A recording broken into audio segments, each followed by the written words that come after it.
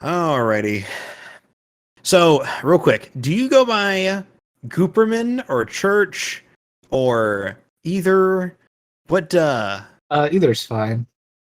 I think most people will call me Church in the community. Okay, gotcha. Or Goops is another one. Goops. Can you elaborate on the name change? Yeah. So originally my name was Church Neo with the NEOH at the end. Uh-huh. Church is my last name actually, and Oh, then NEOH is stands for Northeastern Ohio, which is oh, where I was living at. So as far as why I wanted to change, I felt like it was kind of just like a mouthful to say Church Neo, and it didn't really like roll off the tongue very well. I get you. Okay. So Yeah, but Gooperman was the better choice. yeah, one of my friends and I were just kind of hanging out and watching like some fighting game footage or whatever, and for some reason he decided to say that's gooping. And I was like, what does that even mean, man? And then I was thinking to myself of like how I could kind of turn it into like a tag or something like that. Mhm. And I was like, hey, why don't we take like Superman and just make it goopy, you know? Gooperman. There you go, Gooperman. Okay, okay. I Yeah, get you. most people call me Church anyway, because that's kind of just like even in my like everyday life, people just call me Church instead of my first name. I get you. I get you. It's a good name. I feel Yeah, like there's a couple of characters like in fiction, like Red versus Blue comes to mind, right? One of the characters' name is Church. yeah. So I don't know. It's a good nickname. Do you Dude. want real quick? Do you want me to strike that from the record from it being your last name? Or are Oh you no, okay with that's that? fine. My Okay, my last name's everywhere. okay. Just making sure. Just making sure. Not trying to dox anybody out here. Yeah, no, if someone wanted to find out like my name, they could do so very, very easily. I get you. I get you. All right. So I thought maybe we could walk through history a little bit, and you can sort of talk to me every step of the way what we're doing. Okay, So, I think you first started doing some runs in like 2017 on the old game, right? correct. Yeah, the very, very end of 2017. Okay. What was it like? I guess what is that? What was your first speed game, and how did you first get involved with Shadow of the Colossus? So actually, my first speed game was Shadow of the Colossus, Mm. and I kind of got into it because I watched Plush's GDQ run from I think it was either that year or the year prior at SGDQ. Hmm. And I didn't actually have a PS3 at the time, so I couldn't run the game. So all I could do was just kind of watch his streams and kind of pick stuff up from there.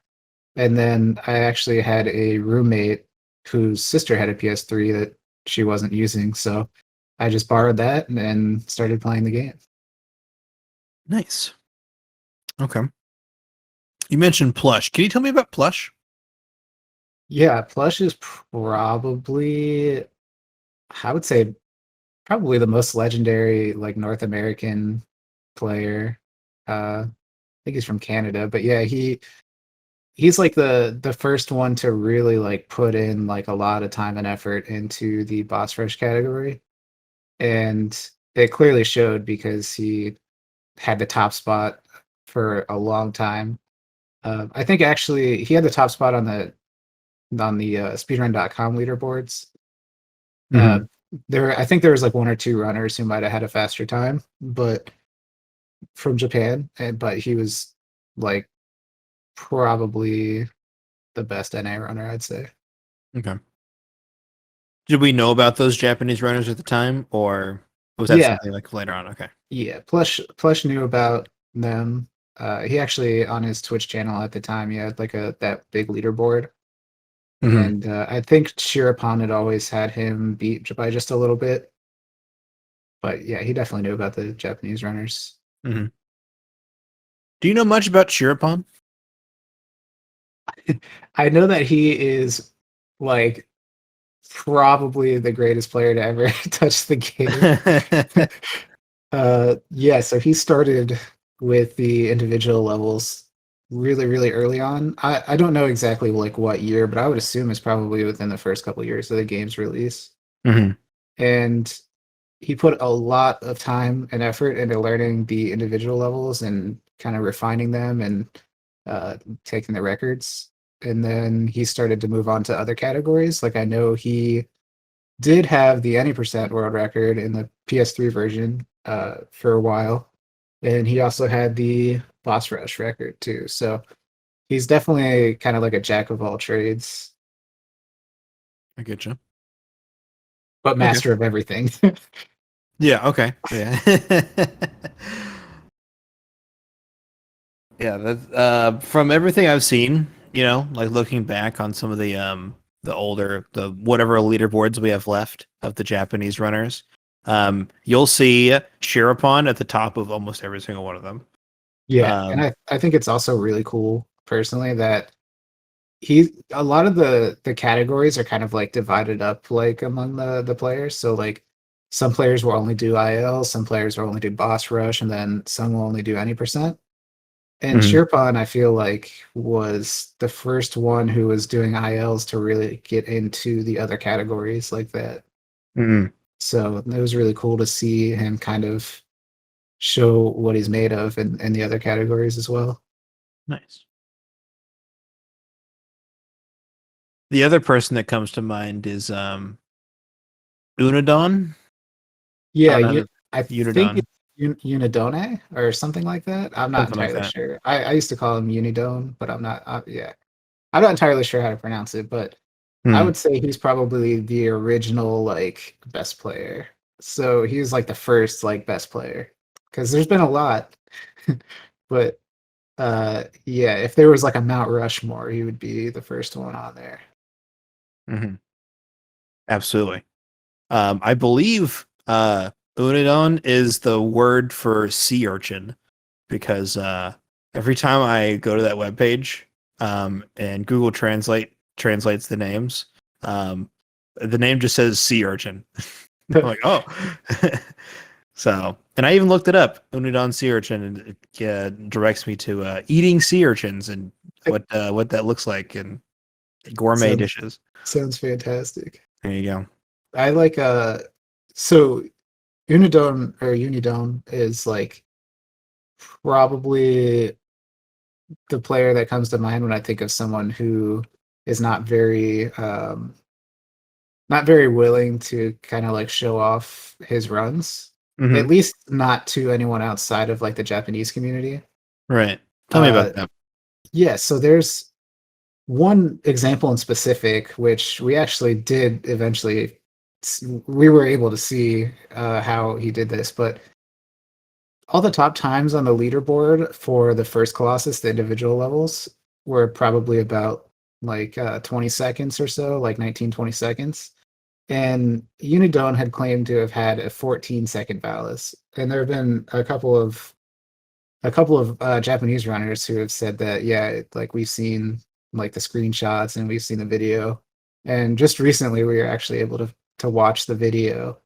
So it's pretty crazy, but yeah, he didn't want people to steal his videos and kind of turn them into their own. So Yeah, you had told me about this at some point, and I think we talked about it. I'll just briefly mention that's such a different mentality to what we have today, which is it's interesting. It's interesting what they were like back then. I right. mean, in a competitive sense, it makes sense, right? We're like, hey, I got this time, it's legit, but like, don't steal my strats. I want to be number one, you know? Mhm. Yeah, I'm not entirely sure if like what the mindset was behind keeping it a secret outside of like he didn't want people like stealing his videos, but uh it is definitely interesting that you can trace so many things back to Unidone, excuse me, even though he was so private about his videos. Hmm, I gotcha. All right. Well, that's all ancient history. I wanted to get it before we really moved on. Um, so the new game comes out, and I guess did you jump on it pretty quickly? The 2018 version? Yeah. Mm-hmm. I got it Um, like as soon as it came out. nice. Refresh my memory. It came out in 2018, pretty early, right? Yeah, I believe February of 2018. Let me double check real quick. Okay, that's where like the first times show up is in February, so I assumed. Wasn't sure if it was like an embargo kind of thing or not. Yeah, February 6th Oh man. is when it Yeah. came out. There was a while before the leaderboard was created, just because we didn't know what the differences were going to be and if it was different enough to have its own leaderboard compared to Yeah. the previous versions. So there's a lot of like really odd and hard to determine things when it came to getting its own leaderboard and if it's even worth it. Hmm. Okay. So, let's see here. I'm looking at so Shirapon has a 3721, right? So how quickly do you think it took before players were able to like get back to the level that was in the old game, right? Because it's new. We got to learn the new stuff, right? I think in particular, there's one Colossus that's quite a bit different, right? Yeah. Argus, I Um, think his name is. yeah, Argus was probably the biggest difference because we had to completely change the way that we did Argus. Mm-hmm. So in the prior game, in the prior games, I should say, in both of them, we would do this trick where we would hop on Argus's leg right away, and we would kind of crawl our way up to the upper leg, and then we would jump onto his belt from the leg, and we would kind of hang on the belt while he was walking until there was a certain like walking animation, and we would kind of launch our way up to his stomach area or his chest from the belt. So we called that the aptly named belt launch. Okay. And the biggest difference is that from there we would go to the elbow of the arm in which the sword is holding, which he's holding the sword, I should say. Um, and we would stab like a little minor sigil, and it would make him drop the sword. So that way you could just fall and get into his hand pretty easily. But in the newest version, you actually have to activate a cutscene of him breaking a bridge with that sword in order to be able to stab him in that area and get him to drop his sword. So that from before, we kind of had to revamp, and pretty much we had to find a way to get into his hand while he had the sword still in it. And it's Gotcha. very, very finicky, to say the It least. it looks really precise based on the footage I've seen.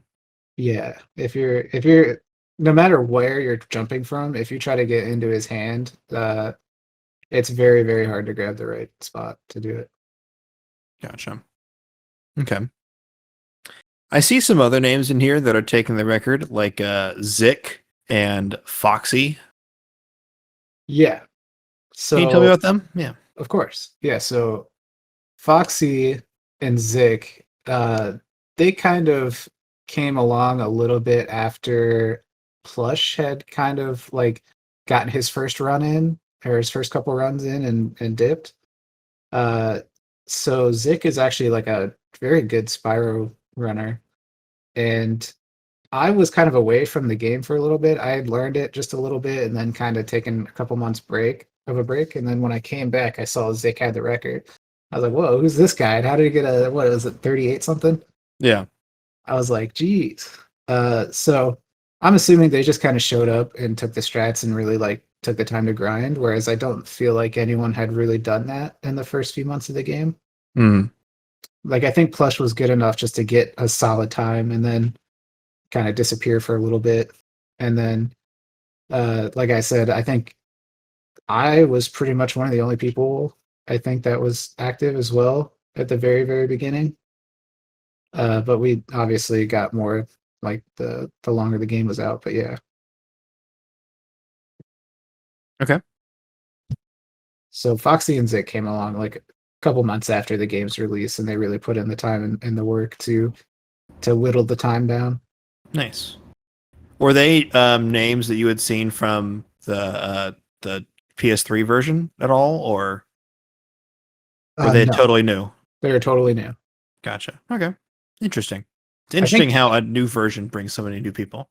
right, and I think Foxy actually started playing when the new version came out, but he obviously was starting to peak and get better and better around that time. I'm not Hmm. sure when Zix started to run. I think it might have been like while I was on hiatus, Right. but it seemed like he learned the game pretty fast. I bet. Only a couple of months. Yeah, I think Foxy would probably be able to tell you a little bit more about that period Sure. in time. Yeah, absolutely. All right. Immediately following after that, though, I think is when did GDQ submissions open up? Because it looks like you and Grand Spaghetti have some sort of back and forth about who's going to be the one to run at GDQ. Yeah, so I think it would have been somewhere around like July maybe, Okay. July or September maybe when the submission period went out. Mhm. So yeah, we when I came back to the game, I saw that there was another player who was actually like blitzing his way up the leaderboard. His name's Great Spaghetti, and I just remember like seeing his times improve and thinking like, man, why am I not like putting in like as much time and effort? Like it would be so cool to see my name up there. So I just started kind of grinding too and trying to get more runs in. And at the time we were doing RTA instead of in-game time. Right. And so he had gotten a PS4 sorry, not a PS4 Pro, but just a PS4 with an SSD in it, which makes loading times faster, which means uh, a lot of time cut off of your RTA. So when he got that, I ended up buying one for myself, and Yep. then we kind of went through this era of being on equal footing and just hacking away at our own times, and it was a lot of fun. I made a really good friend out of it too. Nice. Yeah, you got to keep up. It's like, oh, he's got an SSD. I got to get an SSD too. And that was before we even made that bet too. We were both kind of just grinding and trying to get better before that even happened. Nice. Well, it's good that you made friends out of it. I've Yeah, some of my best friends that I've made in my life have been through speedrunning. yeah. I still say that hanging out with Foxy and Spaghetti at that GDQ was like probably some of the most fun I've ever had. Hell yeah. Goddamn, hell yeah, dude. I agree. Well, not that in scenario in You were particular, there but too? I was there. Yeah, I was watching you from the binoculars. Um, no, but yeah, man, GDQ is so fucking fun. God damn, Yeah, it's hanging a out with all the blast. homies. I miss GDQ. Yeah, I plan on going back soon. Yeah, as soon as I can, man. As soon as I can. As soon as it opens back up in person, I would be the first in line. Yeah, I need to get good at a game so I can submit something. Nah, fuck it. Just go. Just go to the marathon. That's fair. Or you can spit. It's up to you. It's up to you. All right. Anyways. So let's see here.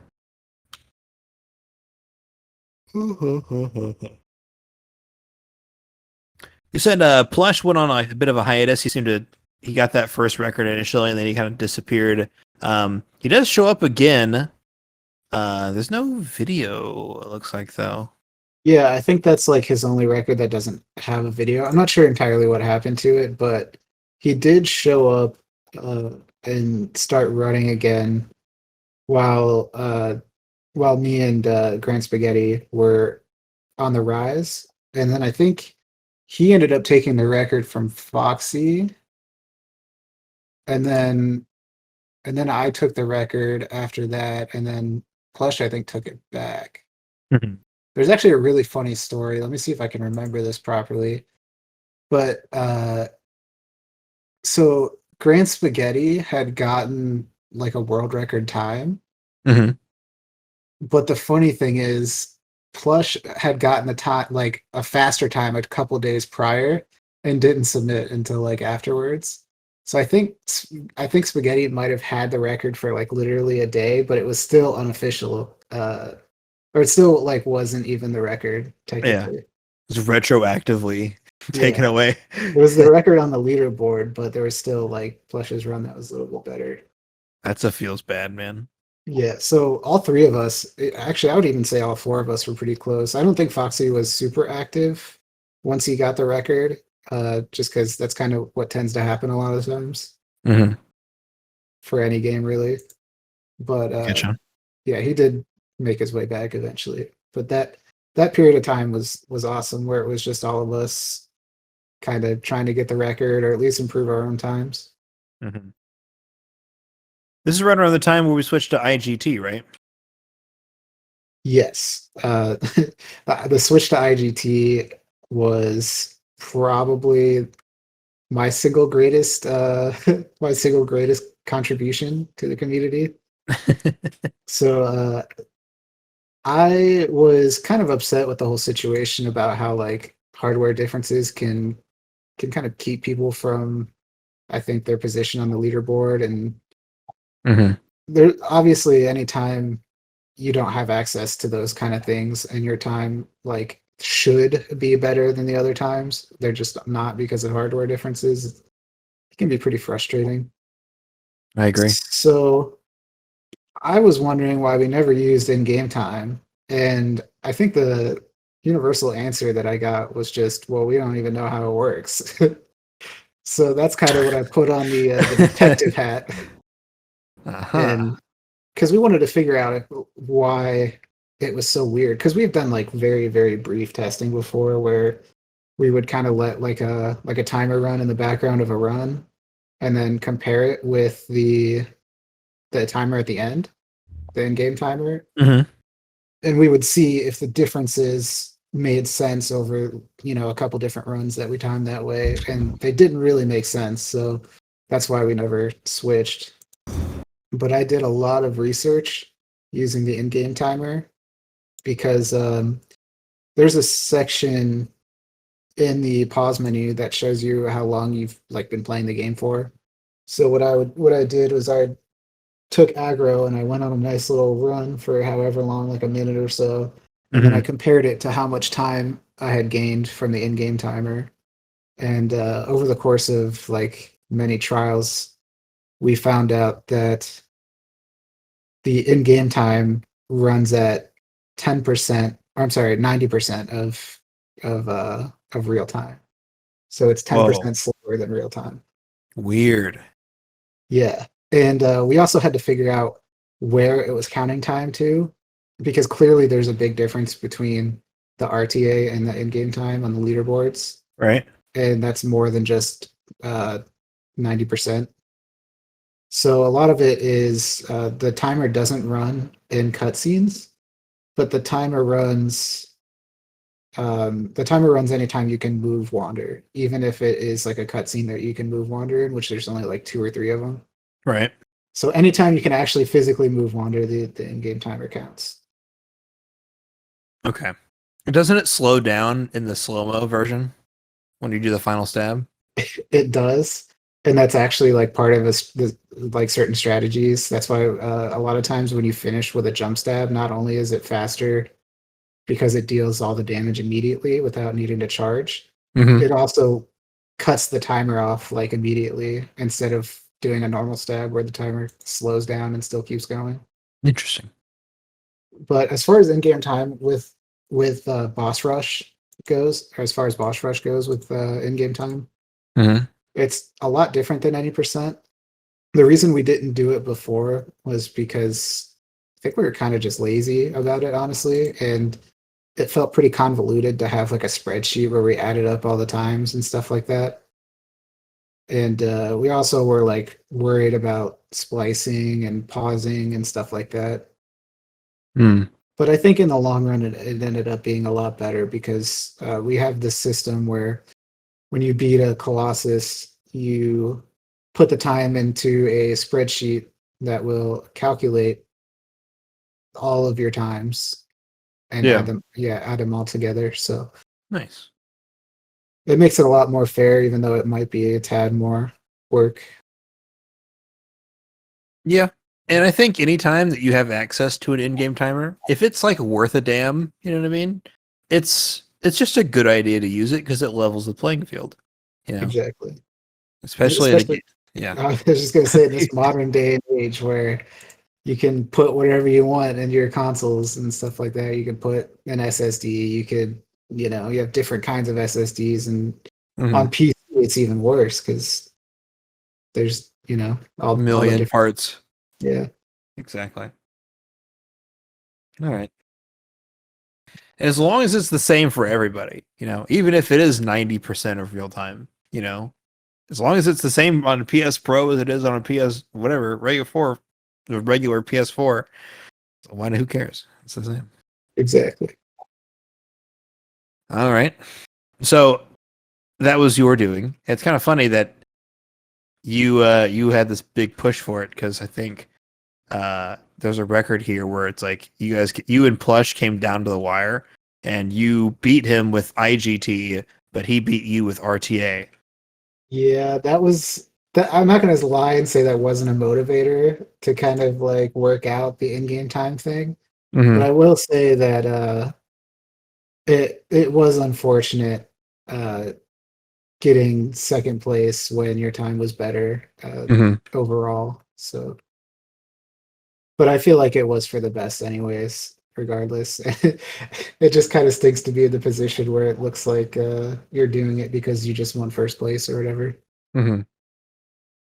There's you can look at it that way and be like, oh man, he's just salty he lost and he's just trying to worm his way into victory. But at the same time, like we've covered this kind of thing in in a different video, in the Ratchet and Clank 2 video. Um, there's a point when the two main people who are like have like this big rivalry and they like legit hate each other for a little bit. They're going Jeez. back and forth, and like one guy, there's like random times when the PS3 I think would just take longer to load, so you'd lose like 7 seconds on certain load screens, and um the annoying guy who was like, yeah, I'm gonna fucking beat all these guys times, right? I'm way too cool to like do this. He came in and he got all these like short loads and he got the record. And then this other guy, Scotto, comes back and he actually has a better run, but because he has more long loads, he ends up losing. And so he's like, fuck this shit. We need to figure out how to remove long loads. And so now the community removes long loads from every run Oh just to level wow. the playing field like that. So it's kind of like you're motivated because obviously you just got ripped off, right? You had a better run and somehow you lost. But at the same time, it makes it better for everybody in the long run. So you're Yeah, justified. we all voted on it too. It wasn't like it was just me like, hey, we need to do this, and Yeah. it just happened. Like we did spend a lot of time working through it, talking about it before implementing it, and there was a vote on it. Well, it's good. Democracy wins in the end. Yes. All right. Okay. So after that, uh, you're going on a bit of a tear, right? Next couple of months, you get some good times in there, right? Yes. Anything in particular? Just the continual.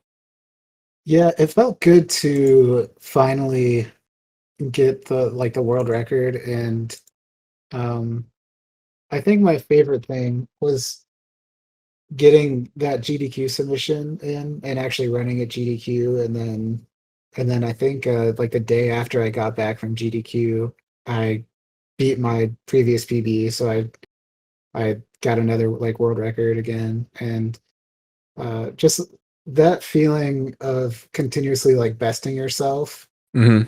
is really nice. Even if it weren't the world record, it's still really nice, and I think it's really cool that I was able to kind of stick with the game even after getting a world record because I don't really. This is gonna sound like cliche or whatever, but I don't really play the game to get like a world record. I just want to beat my previous time, really. So Mhm. regardless of if I have the record or not, if I feel like I can beat my time, or that my time isn't good enough, or that I'm not happy with it, then I'll just keep playing. I get it. It's good. I think a lot of people get kind of tied up. I have mixed feelings on this because we keep making videos about the world record, right? But at the same time, there's a huge culture around who has the world record, and it's like in a way, I think we should be more focused on like how do we like make the game faster and better and like more Yes. accessible. So whenever I play, I'm not like trying to get the record. I'm like I want to beat my time. Right? I don't care about anybody else's time. I want to beat my time. You know. So Yeah, and I think it kind of like helps a lot in the long run too. I think eventually when I come back, or if I come back, I should say, um, a lot of people when I mentioned wanting to come back, they're like, "Oh yeah, you got to take down Sean or whatever." And to me, I'm just like, I just want to run that I could be really happy with using, the modern techniques and stuff like that. So, mhm. and I also don't like that there's a huge kind of culture around like getting cheap and easy world records too. Like Mhm. we've had some people who have been wanting to add categories to the leaderboards that no one runs besides them, or that no one wants to run besides them. Mhm. And I feel like a lot of times it's just because they want to have that world record or whatever next to their name. Yep. I have seen that many times. Many, many times. It's not my favorite thing in the world. No, I get it. I get it. All right. Let's see here. Continuing on. Let's see here. I think around 20, right after that GDQ run, I think is roughly when you kind of take a step back, right? You got a couple of runs, you got a hot streak, and then sort of in January or so, I think you kind of take a break. Does that sound right? Yeah, I think after like one or two records after GDQ, which I got like relatively quickly because I was just kind of playing a lot. Hmm. Then I kind of took a step back, and I think I haven't really returned to the game in full force since then. Although I have gotten like a run or two in, or like a PB or two in, but none of them have been really as active as I was at that point in time. I get you. Okay. All right. I think we're getting into some of these other things. Tell me about jump. Oh, the ump jump. Did you say the ump jump? Yes, ump jump. Yeah. So the ump jump was discovered by our runner Aiden Umfordson, and hence the name ump jump. Aha. Yeah. So on Quadratus, there is a tiny little tail that he has on the back, and beforehand, we would shoot him in the bottom of the foot and go up either the front or the back leg, Hmm. and kind of just kill the sigils pretty normally. But for the ump jump, what Aiden had discovered is that if you shoot his back leg and he kind of dips his tail a little bit, and if you jump at the right time and like off of like a pile of sand that is left behind when Quadratus falls over, you can actually grab onto that tail and make it up to the back before you could on either the front or the back leg strategy. Okay. And it saved a lot of time there. Nice. Okay. I think it wasn't even, I think 2 months later, the super jump. See here. Did we talk about super jump yet? I think we haven't talked about super jump yet, but I think the super jump was before the ump jump, if I'm not mistaken. I'm just reading the document. Oh, really? As the super jump strategy became more common, even though it wasn't used in a world record NTA run yet, Yeah. Wacky Okay. Wolfo discovered the wacky jump. Aha! The wacky jump. Yeah. So we did know about the super jump because it was used in like the ILs. Hmm. We just didn't really start like trying to implement it into runs. I actually knew about it going into the GDQ, I think, or even like that January, I knew it like existed and I knew it was possible to do, but first of all, I am not good at mashing at all, and it requires a lot of mashing. And second of all, my time could be improved a lot even without it. So I was kind of at the point where I wanted to get really comfortable with everything and being able to get a run with the current strategies that was good before I learned more. Gotcha. So yeah, the super jump, there's a pillar at the end of Cenobia's lair that you need to get on top of.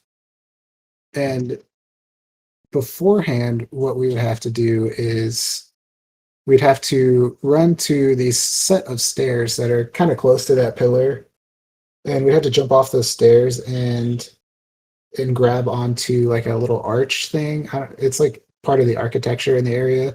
Right. And then we'd have to jump from that back onto like a temple looking thing, and then jump from the temple looking thing onto the pillar. So there's like kind of like a lot of steps there. That was called the Kaze jump because Bobby Kaze figured it out.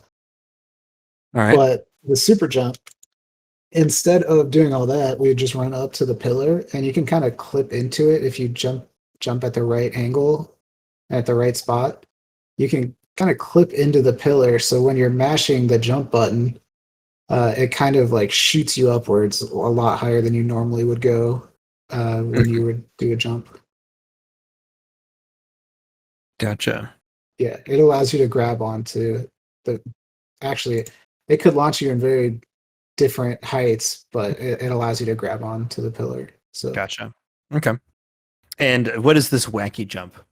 What is that? I haven't actually seen any footage of this, I don't think. so the wacky jump is actually pretty much immediately after you get the super jump. Mm-hmm. So when you get on top of the pillar, Zenobia will run into the pillar twice, and on the second time, the pillar will fall over and it'll collapse the wall that's right next to you. Mm-hmm. And you need that wall to collapse in order to get to the next section of the fight. And you can actually move in that cutscene where the wall is collapsing. So while the pillar is falling down, we would jump off the pillar into that area, Gotcha. and we would blindly make our way to kind of where we needed to stand to get ready for the next part. Uh, but Wacky Wolf found out that you can actually jump to a part of the cliff that's in that area that's kind of like sticking out, and you can jump on that part of the cliff and then jump up to the like the gazebo or like plateau area where you need to get to immediately. So Mm-hmm. it skips probably another 5 to 10 seconds. Oh, there you go. That's pretty good. Yeah, and actually, if you could probably, if I were to show you later, you could probably see the difference. But it's really hard to see yourself during that. Like the setup for it is pretty much completely blind. You just kind of have to go off of like muscle memory, Mm-hmm. and so it's pretty difficult. But at the same time, it's as long as you kind of get that figured out, it's not too bad. I get you. Okay. And I'm seeing that Foxy would be the first person to get the sub 17 with that 1649. It's a pretty big improvement over previous runs. Yeah, Foxy put in a lot of effort after I kind of stepped away from the game. I think he was the one to really like take the gauntlet and start running for it with it. Mm-hmm. It seems like there's a lot of time where just one person is running the game at like a really high level while everyone else is kind of taking like a back seat or not as active. Mm-hmm. And I think that seems to kind of be like a pretty common occurrence with this game, because like one person will put in a lot of time and effort, get that world record, maybe go for another run or two and step away for a bit. And I think this is just kind of another one of those times where Foxy was the one to take back the crown. He was on point. It was his turn. Yep. Even though he already had a turn. Well, he can back in line to get another turn later on. Yeah. All right. Um, let's see here. I don't want to skip over Hammer. Um, he seems to have a pretty short time in the limelight. I think you mentioned he's an IL runner, right? Like a mainly an IL guy.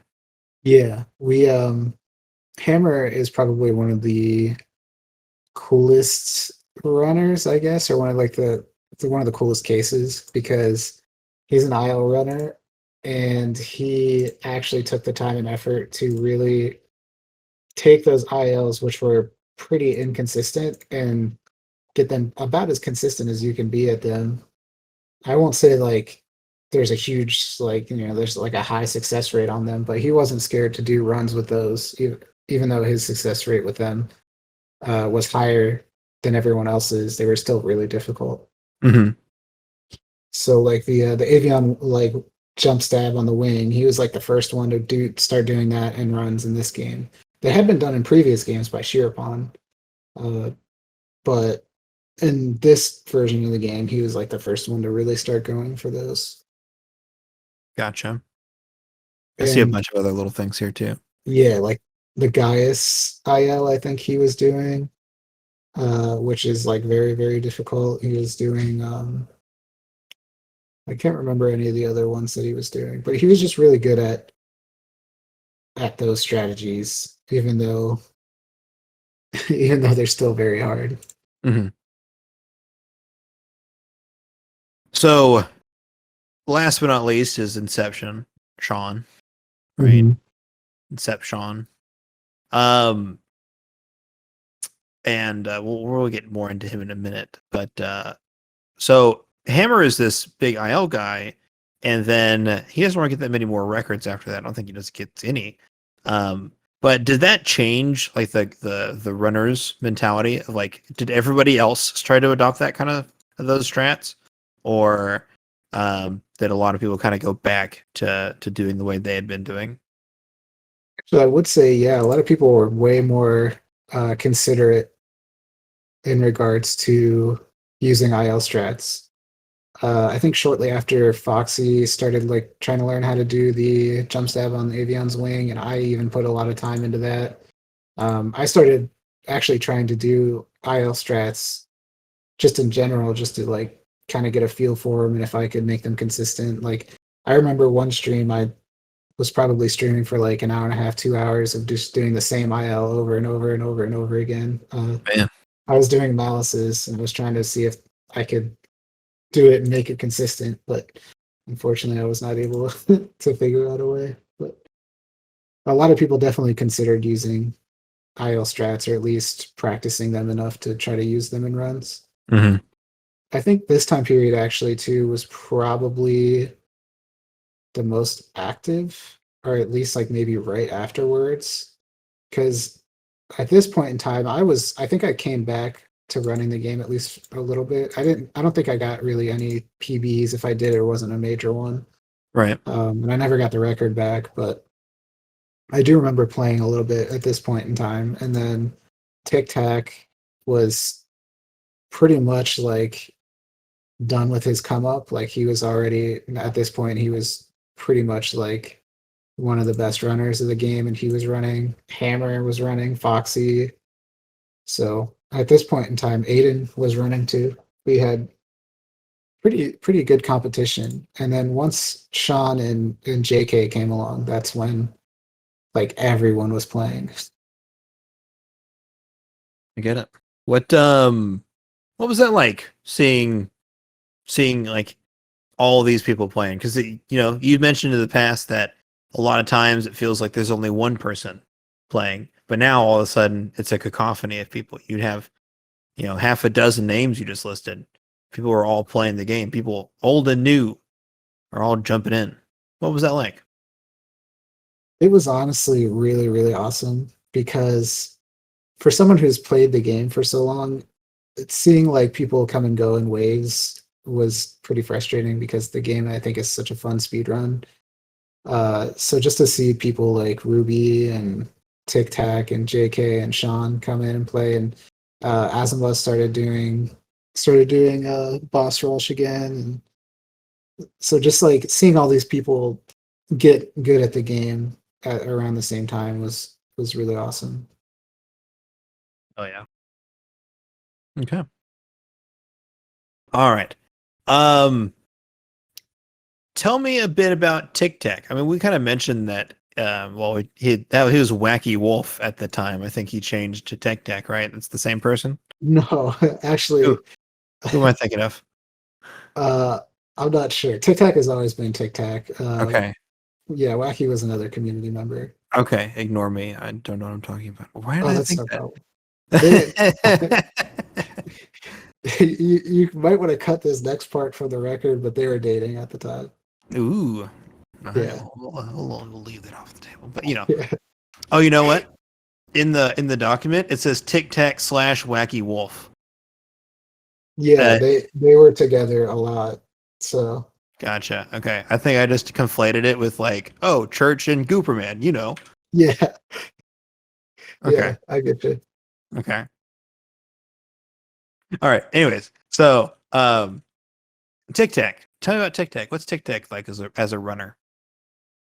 Tic Tac is probably one of the most hardworking runners I've ever seen, and yeah, I just love how dedicated he is to playing the game and getting better. Um, I think he didn't have as fast of a meteoric rise as as Foxy, myself, or Sean, but just the sheer amount of work he put in really kind of overcame that obstacle, and it's I don't know, it's just really cool to see someone work that hard and get rewarded by having a top time. He's also an amazing mentor. He has done a lot of sessions where he's taught newer players, and he's probably the best beginner helper there is. He's made a giant guide of beginner strategies and how to execute them and resources and stuff like that. So he's he's definitely the most helpful player. So Awesome. Glad to hear it. yeah, also an I, amazing. hell yeah. All right. And then last but not least, we have one more person to talk more about. And then I'll let you go. It's getting a little late. Mhm. We have to talk about Inception. Sean, the legend. Yeah, there's too many things to say about Sean. He is Oh way yeah. too good at this game. Yeah. I was gonna say let's start listing them and start with how somehow he is the only person to take this, so far. I don't know how anyone else. I don't know why he has over a minute faster than anybody else. So the biggest thing I can say is that consistency is key in this game. Mm-hmm. If any of the runners behind Sean, any of the 5 or 6 runners behind Sean's time, were to like were to actually be consistent on a run and get all the strategy, all 16 strategies, they would be right up there with Sean. And so Mm-hmm. I think that's what makes Sean so good, is that he's just so consistent at a game that's feels like it's impossible to be consistent, Mm. because this is I I don't watch a ton of speedruns, but I can say that this is probably the most punishing speedrun I've just about ever seen. Elaborate on that. Yeah, so if you mess up even just slightly on probably half to 75% of the colossi, you could lose 30 seconds to a minute to even a minute and a half just from one small error, or your run could even just end right there. So um and there's 16 of these guys. So Yeah, no being kidding. that consistent at all of them and just being able to get all of them in a perfect run is it felt impossible, honestly. I don't think any of my record runs had I don't think any of my runs had no retries. So in any or not in any percent, I'm sorry, in boss rush, if you mess up a strategy and it's close to like the beginning of the trial, you can like just retry Mhm. the time trial. And so even in like my world record runs, like there were still retries and second attempts on some of these colossi. Like I would I have never have dreamed of getting like all of them in one run, just about as good as you can get them, which I think Sean at this point has. I see. I see. So that's the biggest difference. I don't necessarily think Sean is like leaps and bounds above anyone in terms of like being able to like execute said strategies or like like learning them, um learning strategies that like no one else can do or whatever. Mhm. It's more or less just he's incredibly consistent. I get you. I also hear he has like a bit of like a no reset mentality of like we're just gonna make sure all these runs are gonna get to the end. Yeah, so it's actually funny. Tic Tac and Sean are the complete opposites in this regard. Uh, Tic Tac could still absolutely PB in a lot of his runs, but he'll just reset because he's like, ah, well, that sucked. And Sean is like, yeah, I can't PB with this, but I should probably still finish the run because it'll kind of help my mentality for when I get to this spot in a different run, or Mhm. it just means I practice this Colossus a little bit more, kind of thing. I get you. I think if I might say, I think doing more runs, completing more runs means that like you have more opportunities to get the good run, right? To get a run that saves time and like in PBs.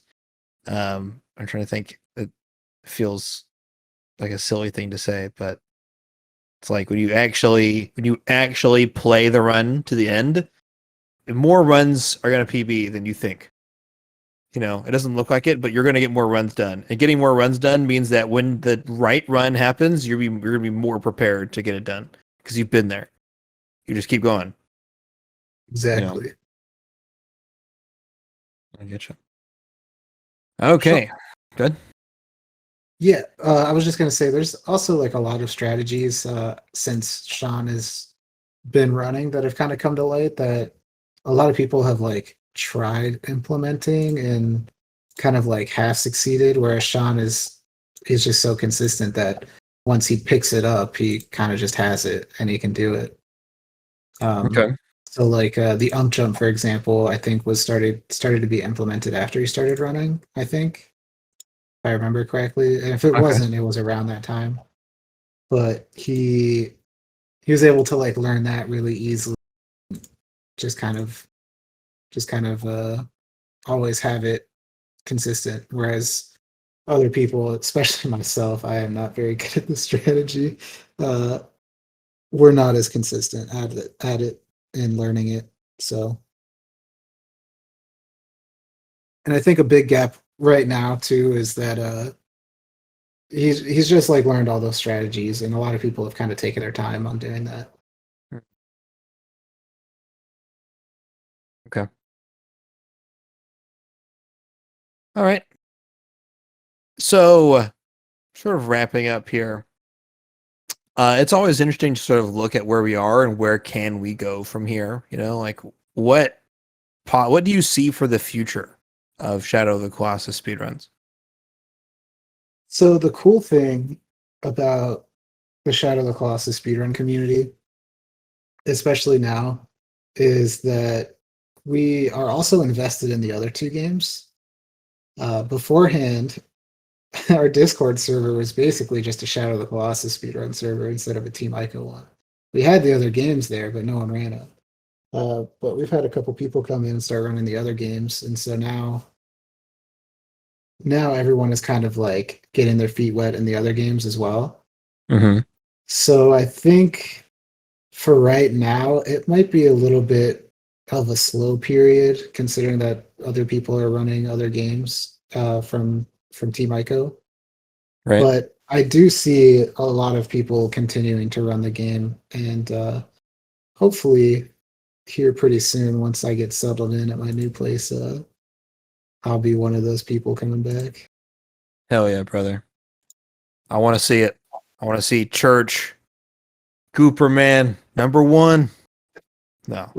Like I said earlier, I don't know about #1, but if I can learn these strategies and implement them and be happy with my time, then I know. I'm that's just all that playing. matters. I'd love to see it come back, though. Return to the King. Um, I also forgot to mention around the time where everyone was running the game, including Sean. Like at this point, there was Sean, JK, Tic Tac, myself, Mhm. Foxy, Aiden, and Ozma. We were all like running the game pretty regularly. Mhm. I think around this time is when I kind of offered up a bounty for whoever could get sub 16. Oh yeah. Tell me about that. What spurned you on to do that? This was around the time where I think EasyScape made like a bounty video, and bounties have always been a thing. Mhm. But I remember reading on the subreddit that there was like bounties for different games, and I think the Wind Waker like barrier skip didn't that have a bounty on it too, or something like that. Yeah. I just remember there being a lot of bounties, and I was thinking, well, what would be a good goal to set for kind of like a bounty in this game? And I thought, hey, sub 16. We have sub 17s now, but a lot of people are running, and we're pretty close to sub 16. And maybe if I kind of throw some money in the pot, more people will be willing to really put in the grind. Mhm. So that's kind of the inspiration behind that. And I did one for any percent too, if whoever could get a sub 1 hour in game time. Nice. All right. I think at some point we had mentioned that any percent is a little less like it's mostly like innovations in any percent are just innovations in boss rush, but like implemented in the full game. Does that sound about So right? at the very start of the game, that's how it was. I'm sorry, could you ask that question again? I didn't really. Sure. Yeah. I what I mainly want to just sort of cover is, any percent is a totally different category, but I think any percent is similar to boss rush in that the whole game is just a boss rush, but you cut out all the, like the running and like the horse riding back and forth. So I don't really know. I guess I'm just trying to get confirmation that do we need to talk about 80% a whole lot, or because you mentioned you made it a bounty for 80%, like is 80% like a big category?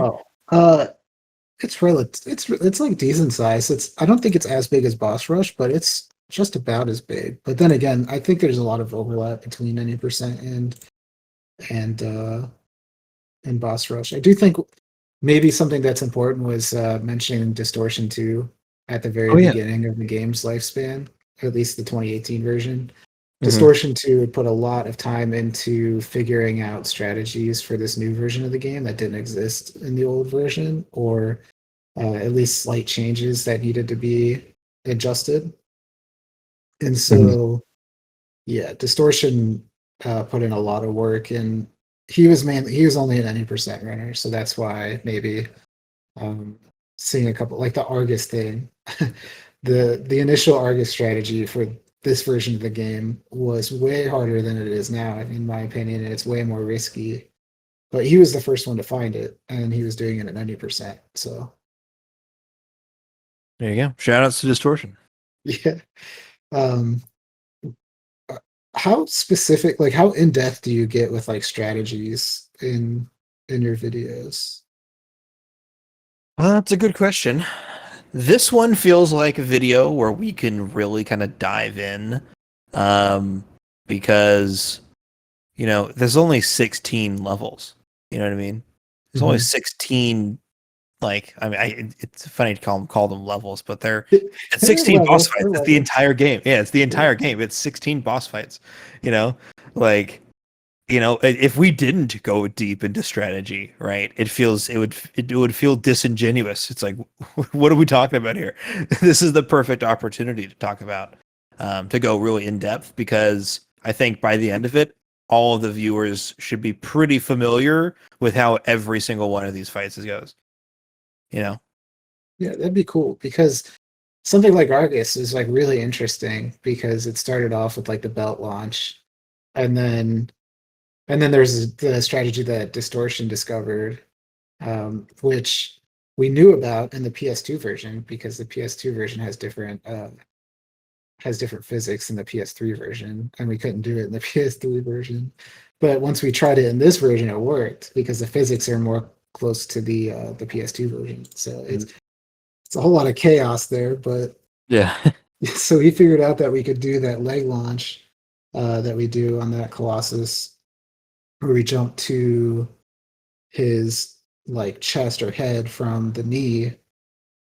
Uh, I don't know how. Have you seen what we do for that strategy? Like, have you watched Argus's strategy?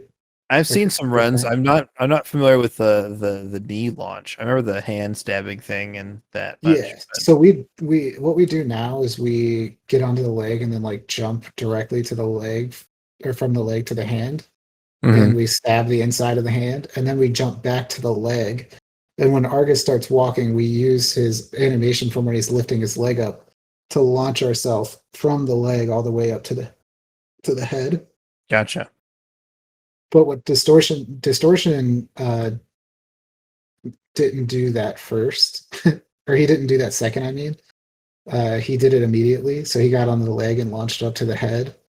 And then once he finished the head sigil, because now we do the head sigil last, but when he did it, he did the head sigil first and then dropped down to his like chest area, and he did like a certain animation where he tried to shake you off.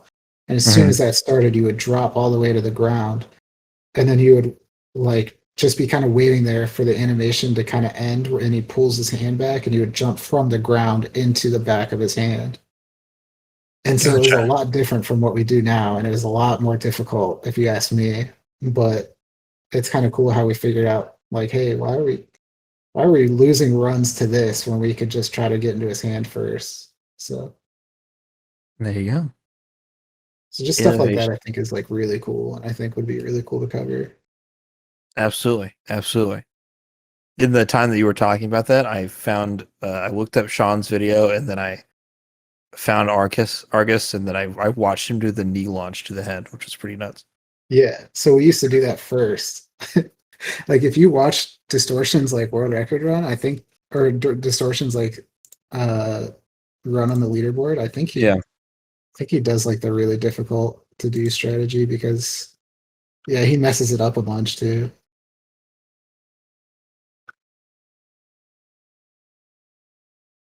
Okay, maybe that's not a good indication, but he tries it and fails it. So Yeah. I get you. All right. Is there anything that we haven't talked about that you're like, this video would not be complete if we didn't talk about this? mm, Which I know is a very vague question, but right. I don't know. I always like asking just in case, because it's like there's always going to be like something that falls between the cracks. But I don't know. Sometimes it's like I don't know what I don't know, so it's hard for me to ask questions for things that I don't really know what I'm missing. Right, I understand.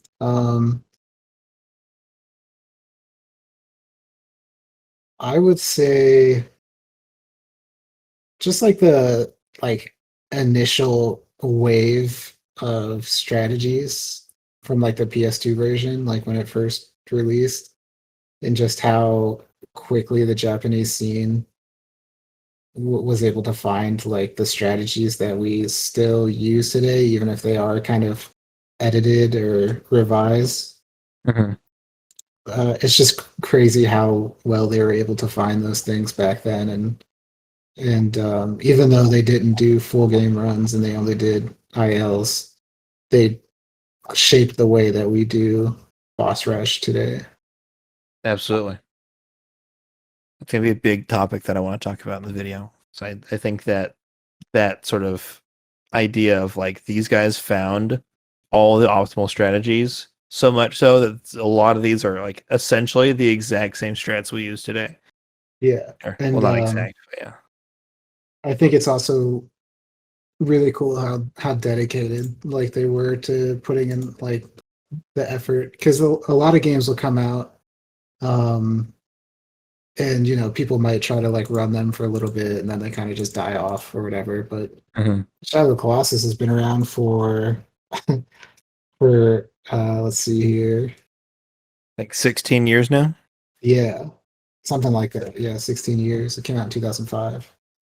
um it's just insane to think that there are people super dedicated within the first couple months of the game's release, and that there are still just like people dedicated to the game. Where usually like with those older games, like that's not really like a big thing, I think. At least from 2005, right? Where like a game will come, like their speedrunning wasn't like that big back then, right? At Yeah.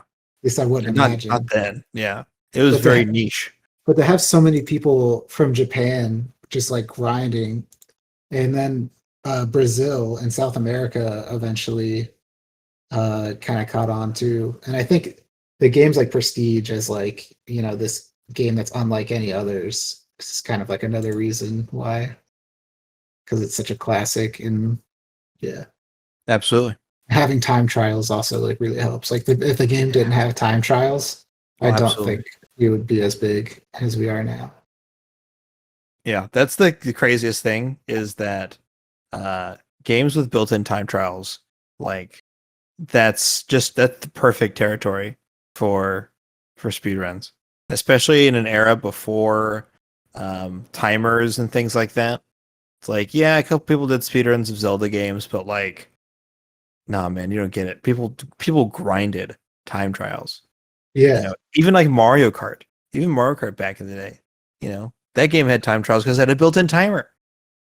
It had a huge community back in the day.